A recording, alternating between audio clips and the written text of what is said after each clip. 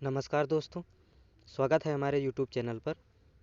आज हम बात करने जा रहे हैं आलू के कुछ विशेष कार्यों के बारे में और क्या डालना है हमें जब हमारी फसल 30 से 40 दिन के बीच की होती है। तो ये अवस्था बहुत ही इम्पोर्टेंट होती है, ये आप सभी बेहतर जानते भी हैं, क्योंकि इस अवस्था में हमारा पौधा संपूर्ण विकास के लिए तैयार होता है। क्योंकि इसी के बाद जैसे ही 40 दिन के ऊपर हमारी फसल जाती है, हमारे आलू में कंद बनना शुरू हो जाते हैं। तो जब हमारी 30 से 40 दिन के बीच की फसल होती है, उसमें हमें क्या-क्या कार्य करने चाहिए, कौन सा एनपीके डालना चाहिए और उसके साथ हमें क्या न्यूट्रिएंट्स देने चाहिए बुआई के साथ, और ऊपर से स्प्रे के रूप में भी क्या-क्या करना चाहिए, इन सभी बातों पर आज हम विशेष चर्चा करेंगे। और प्लांट में हमारी किसी भी प्रकार की अगर दिक्कतें हैं, तो क्या हो सकती हैं, उनके लक्षण क्या हो सकते हैं, इन सभी बारे में आज हम जानेंगे।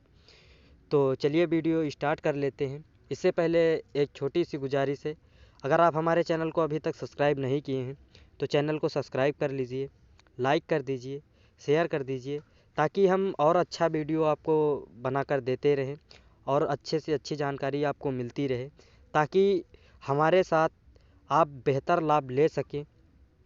तो चलिए वीडियो स्टार्ट करते हैं इसी के साथ। तो पहला बात अगर हम करते हैं, पहले सबसे पहले तो क्या हमारे आलू की 30 से 40 दिन की अवस्था कितनी इम्पोर्टेंट है, पहले इसके बारे में बात कर लेते हैं। कितनी इम्पोर्टेंट है, तो ये अवस्था जो होती है ना, तो ये पौधे में आलू बनने की जो प्रक्रिया है, उसके लिए पौधा पूर्ण रूप से तैयार हो रहा होता है। यानी जब 30 दिन के ऊपर जाता है तो ये आलू बनने की जो प्रक्रिया है, इसके लिए पौधा तैयार हो रहा होता है। यानी जैसे हम युद्ध के लिए कहीं जा रहे होते हैं तो उससे पहले तैयारी करना, जैसे तैयारी कर रहा होता है ये संपूर्ण उत्पादन के लिए। तो इस अवस्थाएं में हमें कुछ चीज़ें सावधानी रखनी होती हैं, जो उन सावधानियों के बारे में भी हम आगे बात करते रहेंगे अभी। तो ये जब तैयार हो रहा होता है तो यहाँ पर हमें पौधे में क्या क्या होना चाहिए। तो ये पौधा किल्ले अधिक निकाल रहा होता है, इस समय विकास की ओर बहुत ही बेहतर होता है और बहुत ही ज़्यादा प्रकाश संश्लेषण की क्रिया हो रही होती है। पौधे के सभी भाग बहुत ही शानदार तरीके से अपने प्रोग्रेस पर लगे रहते हैं। तो इस अवस्था में अगर हम बात करते हैं कि अगर आपके फसल में किल्ले कम हैं या नालियाँ अभी भरी हुई नहीं दिख रही हैं, तो उसमें क्या करना चाहिए और साथ ही साथ क्या हमें सावधानियाँ उसके साथ बरतनी होती हैं, क्या हमें पानी कितना देना होता है। तो ये जो अवस्थाएं होती हैं, इन सभी पर थोड़ा थोड़ा बात कर लेते हैं। तो जब 30 से ऊपर जाता है, जैसे ही हमारा आलू 40 के अंदर रहता है, तो हमें सबसे पहले ध्यान रखना होता है कि हमारी नालियों की जो दूरियां हैं, उन दूरियों में पूरी तरीके से आलू हमारा फैल चुका है या अभी नहीं। भाई जितना फैलेगा उतना ही बेहतर पौधा होगा, और जितना बेहतर पौधा होगा उतना बेहतर नीचे की जड़ें बनेंगी, और जितनी बेहतर नीचे की जड़ें होंगी उतना ही बेहतर हमारा उत्पादन भी मिलेगा। तो अगर आपके पौधे में हरापन नहीं है, तो उसके लिए हमें क्या कारण हो सकते हैं, उन एक दो कारण की बात कर लेते हैं। तो सबसे पहला कारण हो सकता है कि आपके खेत में फंगस आ गया हो, जिसके कारण पौधा हल्का पीला पड़ रहा हो, या फिर किसी कीट के वजह से भी हो सकता है। भाई कीट आएगा तो फंगस आएगा, वो तो बात एक ही हो गई। और माइक्रो न्यूट्रिएंट्स डिफिशिएंसी भी हो सकती है, क्योंकि हम बुआई के समय जब अपना खेत तैयार कर रहे होते हैं, तो हमें केवल मुख्य मुख्य पोषक तत्व तो अपने दे देते हैं, जैसे एनपीके हो गया, और बहुत ज़्यादा करते हैं तो सल्फ़र दे देते हैं।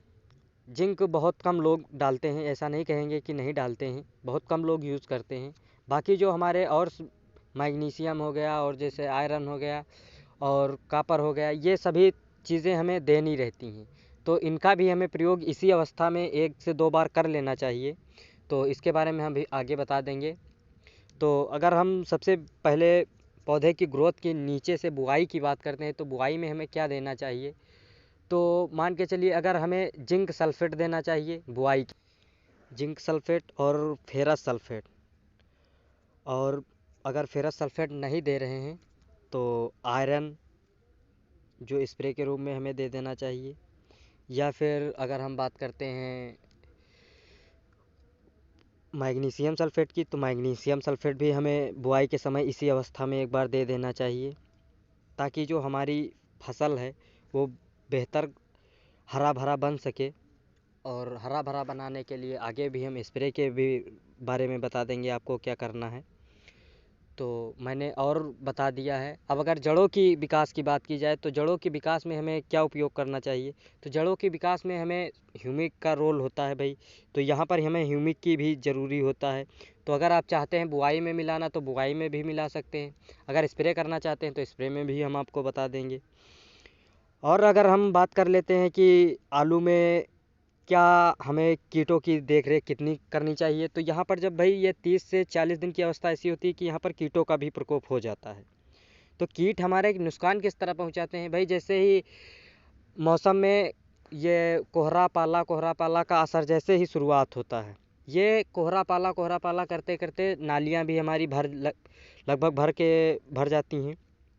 और जैसे ही नालियाँ भर जाती हैं धूप नीचे जाना बंद हो जाती है और वहाँ पर कीट जो खाना शुरू करते हैं, वो कीट पौधे में घाव बनाते रहते हैं।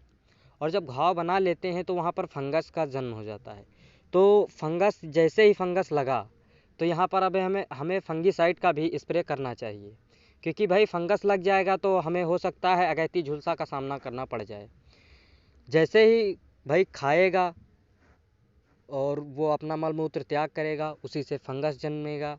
तो जन्मेगा तो भाई फंगीसाइड की आवश्यकता तो पड़ेगी, नहीं तो हमें अगैती झुलसे का सामना करना पड़ेगा। तो बेहतर यही है कि निवारण हम पहले ही कर लें तो ज़्यादा बेहतर रहता है।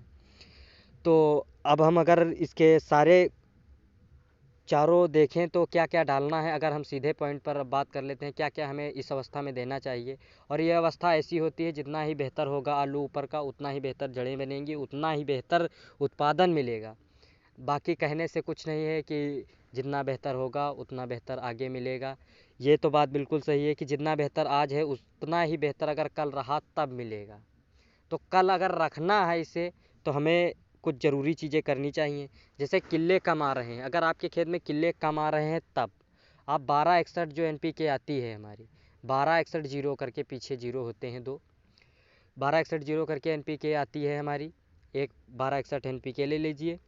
और माइक्रो न्यूट्रिएंट आप नीचे से भी दे रहे हैं तो ऊपर से भी हल्का सा डोज हमें दे देना चाहिए, क्योंकि हमारी फसल वैसे ही लेट हो रही होती है इस समय। तो माइक्रो न्यूट्रिएंट जो आते हैं लिक्विड में, उन माइक्रो न्यूट्रिएंट को दे देना चाहिए। और फंगीसाइड की अगर बात करें तो जो ये अगर नॉर्मल फंगस है यानी कोई किसी भी प्रकार की दिक्कत नहीं है तब 12 माइक्रोजेब और कार्बेंडाजिम का जो कंबाइन आता है इसको आप ले लीजिए। और अगर कीटों की बात करते हैं तो कीट यहाँ पर हमेशा रस चूसक ही ज़्यादातर उत्तरदायी होते हैं। तो रस चूसक के लिए बहुत सारी मार्केट में बहुत सारी कंपनियों के जो पैकेट में छोटे छोटे आते हैं, आप इनका भी स्प्रे कर सकते हैं, बहुत ही शानदार रिज़ल्ट मिलेगा। तो क्या क्या चार चीज़ें हो गई हमारी, 1261 हो गया, ह्यूमिक हो गया, और फंगीसाइड हो गया, और कीटनाशक हो गया, यानी हमारी ये चारों चीज़ें मिलकर तैयार हो गई। अब इन चारों चीज़ों को हमें एक स्प्रे आज और एक स्प्रे आज के 7 दिन बाद दे देना चाहिए, ताकि जो आगे से बचे वो पीछे पूरा हो जाए और हमारी फसल पूर्ण रूप से स्वस्थ हो जाए और अच्छे से अच्छा विकास कर ले। ताकि भाई जब ह्यूमिक भी पड़ा होगा तो हमारी जड़ों का ग्रोथ उतना ही बेहतर मिलता रहेगा हमें। अगर हम और हटकर अगर इलाज की बात करते हैं तो सजेशन करते हैं, तो जो आपकी ये फंगल गार्ड है, आप अगर इसका स्प्रे कर देते हैं फंगीसाइड में तो ये काफ़ी दिनों तक हमारी मदद भी करता है और जो आगे आने वाली समस्याएं हैं उनसे भी लड़ने में काफ़ी ज़्यादा मदद करता है ये हमारा। तो अगर फंगल गार्ड और अगर इन सभी चीज़ों का स्प्रे आप नहीं कर रहे हैं, माइक्रो न्यूट्रिएंट आपको देने पड़ेंगे भाई। तो माइक्रो न्यूट्रिएंट के अलावा अगर आप जड़ों के विकास के लिए या पौधे के संपूर्ण विकास जो करेगा, ये आपका मैजिकल ग्रो दिखाया गया है आपकी स्क्रीन पर, यानी फंगल गार्ड और मैजिकल ग्रो, ये दोनों आप अगर स्प्रे कर देते हैं तो आपको बहुत ही शानदार रिजल्ट मिलेंगे। अब जो इसके रिज़ल्ट देखे गए हैं एट इज़, तो वो ऐसे मानने में आते हैं जहाँ पर हम लोग 5 से 6 आलू का उत्पादन आमतौर से एक पौधे से लेते हैं, वहाँ पर ये जब मैजिकल ग्रो जो ये दिखाया गया है ये अगर पड़ जाता है तो वहाँ पर उत्पादन में काफ़ी ज़्यादा भारीपन दिखाई देता है, क्योंकि जहाँ पर 20 से 25% उत्पादन हमारा बढ़ जाता है, क्योंकि जहाँ 6-7 आलू आ रहे हैं वहाँ पर बेहतर जो आपको फ्रेश मीडियम साइज़ के आलू मिलेंगे वो आपको 10 से 12 आलू देखने को मिल जाते हैं, यानी कहें तो सीधे 2 गुना हो जाता है। पर इतना आप उम्मीद ना करके आप अगर 8 या 9 आलू अगर आप प्राप्त कर रहे हैं तो भी आपके लिए बहुत ही बेहतर कारगर सिद्ध है ये। और ज़्यादा कॉस्टली भी नहीं है। आप इसका स्प्रे आसानी से कर सकते हैं, क्योंकि जहाँ पर आप ये चारों चीज़ें आप मिलाकर डाल रहे हैं वहाँ पर आपको केवल 2 ही चीज़ें आपको डालनी है, प्लस रस्ट चूसक किट आपको अलग से देने पड़ेंगे। भाई माइक्रोन्यूट्रिएंट वो तो आपका अलग से पड़ेगा। बाकी जो जितना रेट आपका ह्यूमिक का पड़ता है उतना ही रेट में ये आपका मैजिकल ग्रो मिल जाता है, जो ये पौधे के संपूर्ण विकास के लिए कारगर होता है। ये मैंने सजेस्ट किया है, अगर आप करना चाहते हैं तो करिए, नहीं तो आप पहला ऑप्शन बहुत ही बेहतर है, शानदार भी है। और अगर आप एक बार इस सजेशन के तरीके से करते हैं तो आपको रिज़ल्ट भी बहुत ही भयंकर देखने को मिलेंगे। आपको लगेगा कि हाँ, हमने कुछ इस वीडियो के माध्यम से सीखा है।